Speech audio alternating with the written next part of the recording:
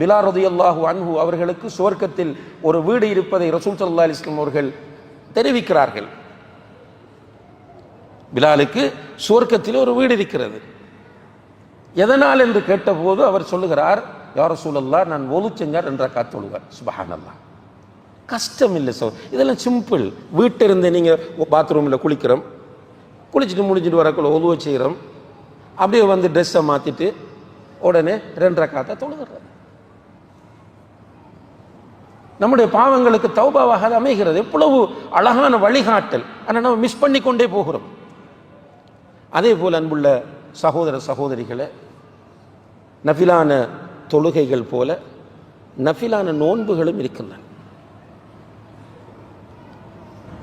ரசூல் ஸல்லல்லாஹு அலைஹி வஸல்லம் அவர்கள் சொல்லுகிறார்கள், யார் ஒருவர் அல்லாஹுக்காக ஒரு நாள் நோன்பு நோக்கிறாரோ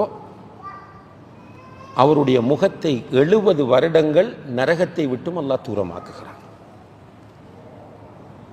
அல்லாஹுக்காக யார் ஒரு நாள் நோன்பு நோக்கிறாரோ அவருடைய முகத்தை நரகத்தை விட்டு 70 நாட்கள் அல்லாஹ் தூரமாக்குகிறார். திங்கள், வியாழன், ஐயாமுல் பீத் 13, 14, 15, அதுபோல வருடத்தில் வரக்கூடிய தாசு, ஆஷூரா, முஹர்ரம் நோன்புகள், துல்ஹஜ் மாதத்திலே நோக்கக்கூடிய அரஃபா நோன்பு, இன்னும் நமக்கு முடியும் என்றால் ஒரு நாள் விட்டு ஒரு நாள் நோன்பு நோட்பது என்று நஃபிலான நோன்புகள். இதெல்லாம் செய்யும் போது ஒரு பக்கம் அந்த இதுக்கு சொல்லப்பட்ட ஸ்பெஷல் நன்மைகள் கிடைக்கிற அதே நேரத்தில் பொதுவாக சொல்லப்பட்ட அல்லாஹுடைய மஹப்பத் கிடைத்து கொண்டே இருக்கும். அதான் நம்முடைய டார்கெட் சகோதரர்களே. இந்த உலகத்தில் ஒரு முஃமினுடைய அல்டிமேட் டார்கெட் அல்லாஹுடைய நேசத்தை பெறுவது என்பதை தவிர ஒரு ஒன்றும் இருக்கக்கூடாது, முடியாது. அல்லாஹுடைய நேசம் நம்ம நஃபில் கவனம் செலுத்தும் போது கிடைத்து கொண்டே இருக்கும். அடுத்ததாக குர்ஆன் ஓதுவது மிக முக்கியமான நஃபிலான ஒரு இபாதத். அடுத்தது பெரிய ஒரு மனதுக்கு ரபீ, வசந்தம். அது குர்ஆன் ஓதுறது மனதுக்கு வசந்தம், மிகப்பெரிய ஒரு ரிலாக்ஸேஷன். எவ்வளவு டைம் இருக்கிறது நமக்கு. சில சலஃபுகள் சொல்லுவார்கள், 40 நாட்களுக்கு ஒரு தடவையேனும் ஒருவர் குர்ஆனை ஓதி முடிக்காவிட்டால், 40 நாட்களுக்கு ஒரு தடவையேனும் ஒருவர் குர்ஆனை ஓதி முடிக்காவிட்டால் அவரிடத்தில் நயவஞ்சகம் இருக்கிறது. சுப்ஹானல்லாஹ். இன்னைக்கு நம்மட நிலைமையெல்லாம் என்ன? பொம்பளைகள் கொஞ்சம் பரவாயில்லை, அதிலேயும் ரமலான் காலத்திலேயும் பெண்கள் கூடுதலாக ஓதுவாங்க, மற்ற காலங்களில் கொஞ்சம் கொஞ்சம் ஓதுவாங்க. உண்மையிலே இந்த டிவைஸ் வந்து பெரிய ஒரு சதி சகோதர சகோதரிகளே. நமக்கு எதிராக வந்திருக்கிற பெரிய ஒரு எதிரி இது. இதுதான் நம்முடைய அப்படியே அப்சைட் டவுன் மாற்றி விட்டது. உண்மையாக வெளிநாட்டில் வாழ்ந்தார்கள் எல்லாம் முதல் வந்து அவங்களுக்கு நல்ல டைம் இருந்துச்சு. வேலைக்கு போய் வந்தால் வேறு ஒன்றும் இல்லை, சாச்சிட்டு போகணுமா, பெரிய மாட்டை போகணுமா, அம்மா பார்க்க போகணுமா, ஒரு பிரச்சனையும் இல்லை. ரூமில் உட்கார்றது குர்ஆன் ஓதுறது. இப்போ அப்படி இல்லை. குர்ஆன் ஓதுவோம்னுட்டு இதில் இதை போட்டு வச்சிருப்பார் குர்ஆன். அதை ஆன் பண்ணினா அதுக்குள்ளே வாட்ஸ்அப்பில் மெசேஜ் ஒன்று வந்துடும். ஹலாஸ் மூடி வச்சுட்டு மறு வாட்ஸ்அப்பில் போயிடுவார். மறு அதிலிருந்து ஒரு லிங்க் வரும் ஃபேஸ்புக்கு, யூடியூபுக்கு. மறு அங்கே போனால் அவுட். இரவு வேளைகளில் குர்ஆன் ஓதுவது மிக சிறந்த அமல். முதல்ல இருந்துச்சு, பரக்கத் இருந்துச்சு, நிம்மதி இருந்துச்சு. உங்களுக்கு இங்கே ஒரு 40 வயதுக்கு மேற்பட்டவர்களுக்கு ஞாபகம் இருக்கும், நம்மளோட ஊர்களில் எல்லாம் பெருசாக கரண்ட் வசதிகள், போக்குவரத்து, இரவில் சுற்றுறதெல்லாம் இருக்காது. அந்த நேரம் மாலை ஆகிவிட்டால் என்ன சொல்லுவார்கள்? உம்மா பாப்பா உம்மா சொல்லுவா ஸ்பெஷலாக கால் முகத்தை கழுவிட்டு குர்ஆன் எடுத்து ஓதுவோம். வெள்ளிக்கிழமை என்றால் அன்று இரவு குர்ஆன் ஓதுவது என்பது ஃபர்த்.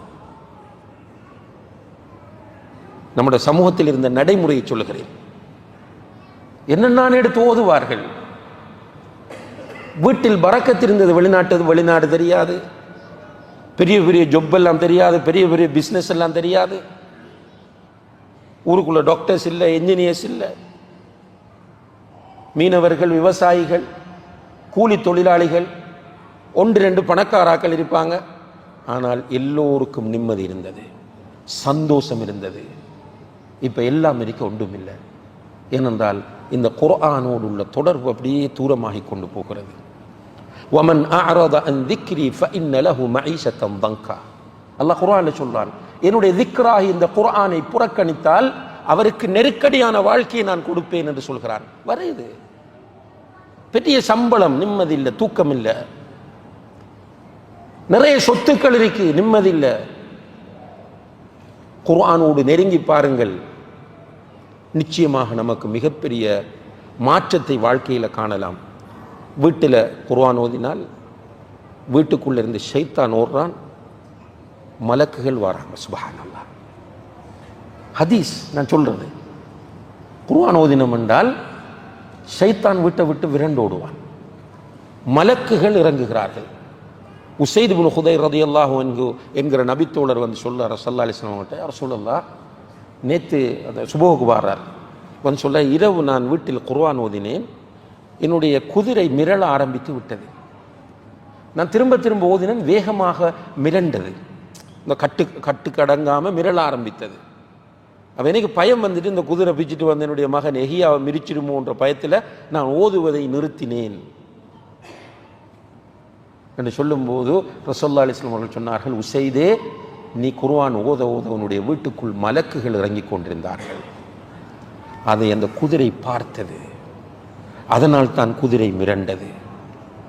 அப்போ வீட்டுக்குள்ள மலக்குகள் வந்தால் தான் கணவன் மனைவிக்கு இடையில் ஒரு அண்டர்ஸ்டாண்டிங், பெற்றோர் பிள்ளைகளுக்கு இடையில் ஒரு மஹப்பத்.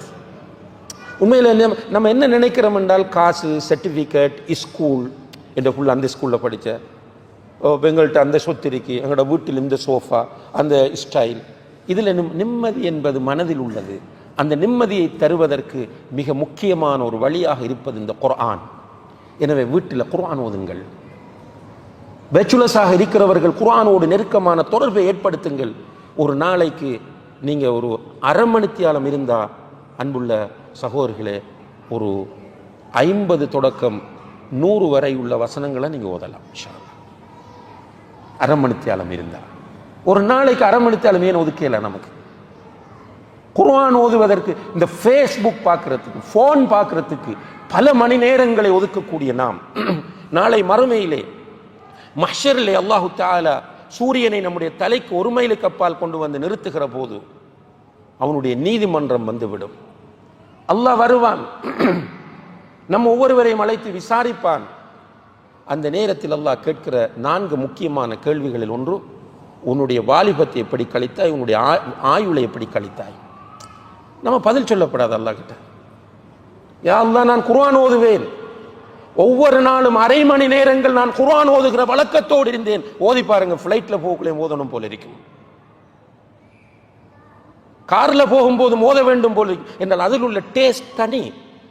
ஏனென்றால் அது சவுந்தரராஜனுடைய பாட்டோ எஸ்பிபியோடைய பாட்டோ கிடையாது, ரப்புல் ஆலமீனுடைய கலாம். அது பிரபஞ்சங்கள் அனைத்தையும் படைத்து இந்த பிரபஞ்சத்தில் உள்ள அனைத்தையும் நிர்வகித்துக் கொண்டிருக்கக்கூடிய, குன் என்கிற ஒரே வார்த்தையில் இந்த உலகத்தையே மாற்றுவதற்கு சக்தி பெற்ற, நெருப்பு சுடும் என்கிற அந்த தத்துவத்தை மாற்றி நெருப்பை குளிராக்கிய, கடலிலே மனிதன் நடக்க முடியாது என்கிற அந்த தத்துவத்தை மாற்றி கடலிலே பாதை அமைத்து கொடுப்பதற்கு சக்தி பெற்ற அந்த ரப்புல் ஆலமீனுடைய கலாம் தான் இந்த குர்ஆன்.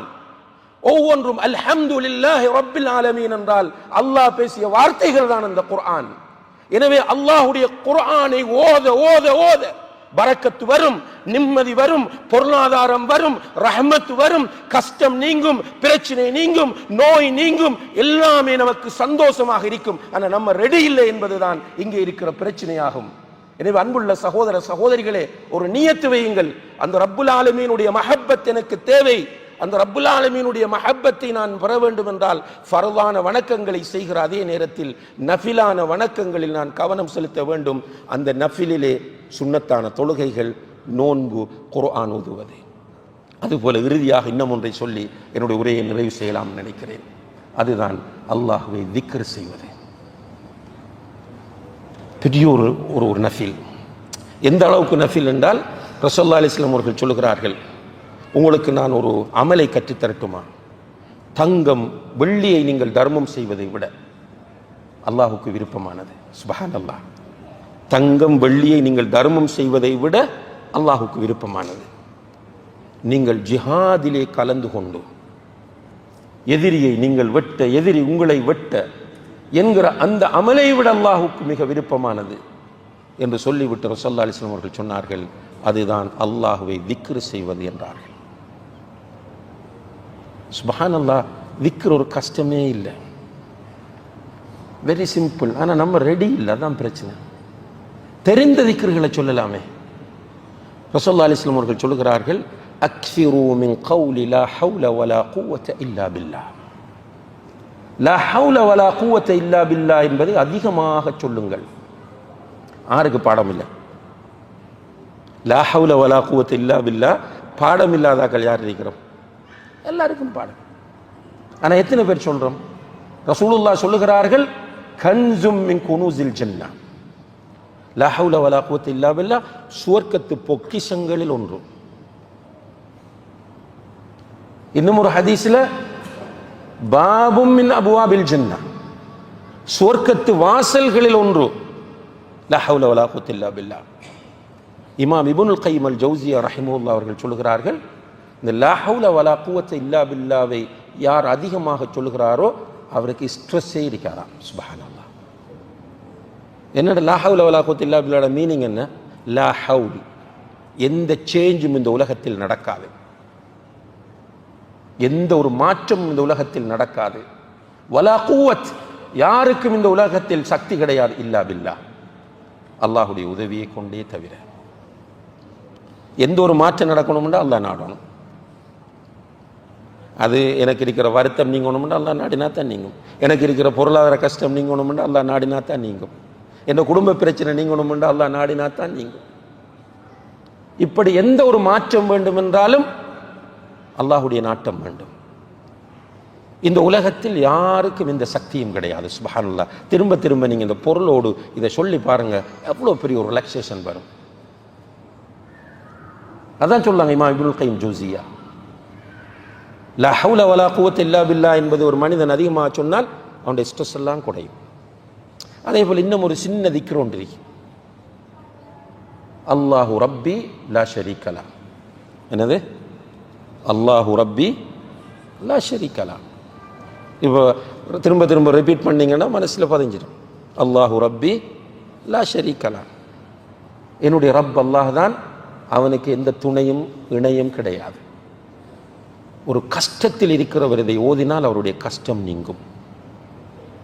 பிரச்சனைகளுக்குள் இருக்கிறவர் இதை ஓதினால் அவருடைய பிரச்சனைகள் தீரும் என்று நபி ஸல்லல்லாஹு அலைஹி வஸல்லம் அவர்கள் சொல்கிறார்.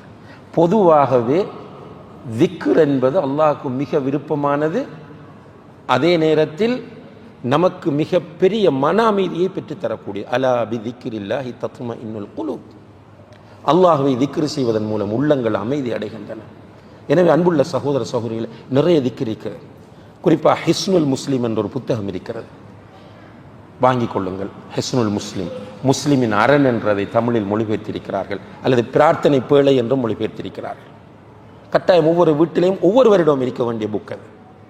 அதில் காலையில் ஓத வேண்டிய திக்ர், மாலையில் ஓத வேண்டிய திக்ர், தூங்கும் போது ஓத வேண்டிய திக்ர், கடைத்தெருக்கு சென்றால் ஓத வேண்டிய திக்ர், சாப்பிடும் போது ஓத வேண்டிய திக்ர், அதே போல் தாம்பத்தியத்தில் ஈடுபடும் போது ஓத வேண்டிய திக்ர், குழந்தைகளுக்கு ஓத வேண்டிய திக்ர் என்று நிறைய திக்ர்களும் துஆக்களும் அந்த புத்தகத்திலே தரப்பட்டு, இவைகளையும் நாம் நம்முடைய வாழ்க்கையில் கூடுதலாக கடைபிடிக்கிற போது நிச்சயமாக அல்லாஹுடைய நேசம் நமக்கு கிடைக்கும். எனவே இந்த ஹதீஸுல் குதுசி என்பது அன்புள்ள சகோதர சகோதரிகளே, நம்முடைய வாழ்க்கைக்கு மிக மிக தேவையான, நமக்கு நன்மாராயம் சொல்லக்கூடிய ஒரு ஹதீஸுல் குதுசியாக இருக்கிறது. யார் என்னுடைய நேசர்களை பகைத்து கொள்கிறார்களோ அவர்களை தண்டிப்பது, அவர்களுக்கு எதிராக யுத்த பிரகடனம் செய்வதனுடைய பொறுப்பு என்றெல்லாம் பொறுப்படுத்தியிருக்கிறான். அடியார்கள் ஃபர்தான வணக்கங்களின் மூலம் என்னை நெருங்கும் போது எனக்கு அது மிக பிடித்ததாக இருக்கிறது என்று சொல்கிறான்.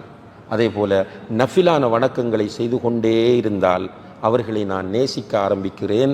அவர்களை நான் நேசிக்க ஆரம்பித்தால் என்னுடைய உதவியை கொண்டு அவர்கள் பார்ப்பார்கள், என்னுடைய உதவியை கொண்டு அவர்கள் கேட்பார்கள், என்னுடைய உதவியை கொண்டு பிடிப்பார்கள், நடப்பார்கள்.